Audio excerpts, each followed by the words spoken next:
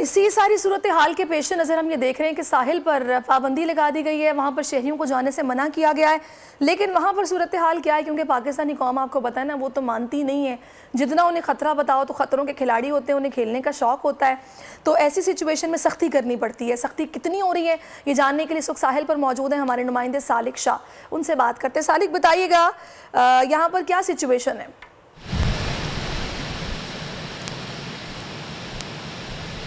जी बिल्कुल, जो सीवीओ के जो साहिल को जो आने वाले रास्ते हैं उनको तो इब्तदाई तौर पर रात को ही बंद कर दिया गया था, जहां पर डीएचए और कंटोनमेंट बोर्ड की टीमें, इसके अलावा पुलिस की नफरी को तैनात किया गया था ताकि वहां जो सीवीओ के साहिल पर जो आने वाले लोग उनको रोका जा सके। लेकिन हम ये देख रहे हैं कि सीवीओ को जो दोदरिया का जो साहिल है वहाँ पर किसी भी किस्म की रुकावटें नहीं है। हमें साहिल पर यहाँ पर शहरियों की बहुत बड़ी तादाद नज़र आ रही है जो बिल्कुल समंदर किनारे पर मौजूद है। यहाँ पर ये जो दीवार है यहाँ पर भी हमें शहरियों की बहुत बड़ी तादाद नज़र आ रही है। दूसरी जानिब जो डीएचए की जो मेन मरकजी सड़कें जो सीवीओ की जाने वाली थी उनको बैरियर लगाकर बंद कर दिया गया और तमाम जो रास्ते सीवीओ के जो मरकजी रास्तों की तरफ आ रहे थे उन तमाम रास्तों को हुकाम की जानिब से बंद किया गया है। गुज़िश्ता शब वज़ीर सिंध की जानिब से अहकाम जारी किए गए थे। शहरियों आम शहरियों के साहिल समुद्र पर जाने पर पाबंदी लगा दी गई, जिसके बाद मनोड़ा, हॉक्स पे और सीवीओ के साहिलों को बंद कर दिया गया।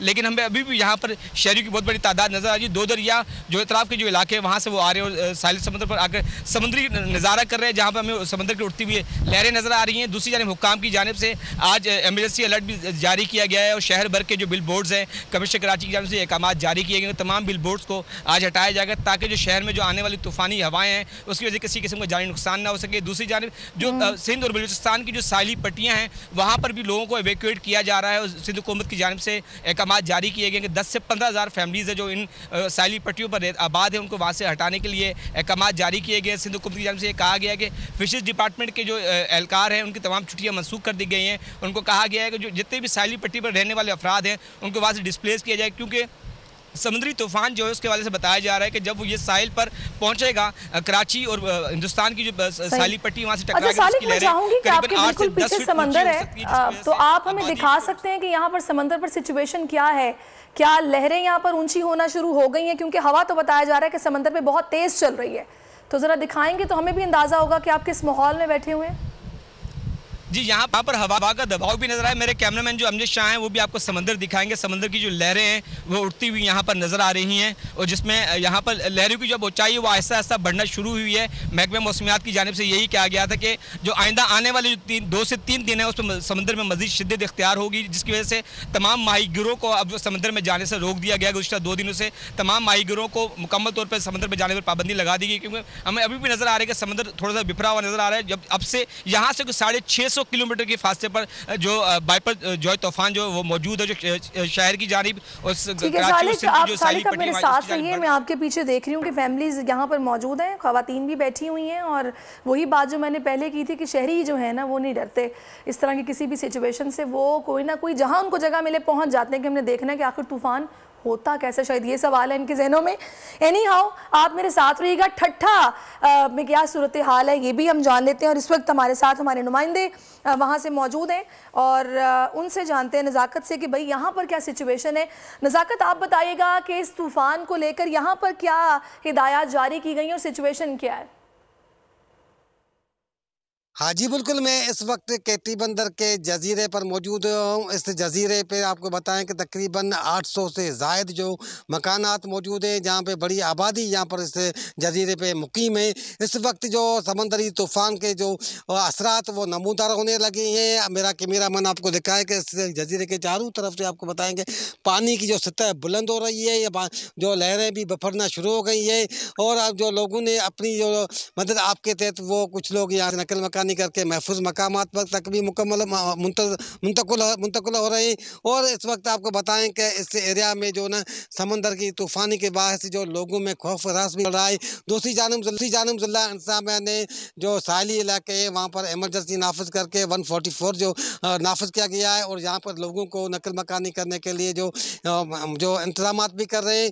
हमारी यहाँ के जो मकीनों से बात हुई, उनका कहना है कि इंतज़ामिया ने ऐलान तो किया गया मगर यहाँ से हमें नकल मकानी करने के लिए कोई ऐसी ट्रांसपोर्ट या कोई ऐसी कश्तियाँ वगैरह नहीं दी है जिससे के जरिए हम कहीं महफूज मकामात तक मुंतकिल। जी, इसके मुताबिक तो जो मछेरे हैं या माहीगीर हैं वो भी बाज नहीं आ रहे थे, वो भी मौजूद थे, समंदर के अंदर ही मौजूद थे। लेकिन अब सख्ती की जा रही है और बताया जा रहा है कि तूफ़ान जो है, आप मनाजिर में देख भी रहे हैं कि साइक्लोन बनते नज़र आ रहे हैं।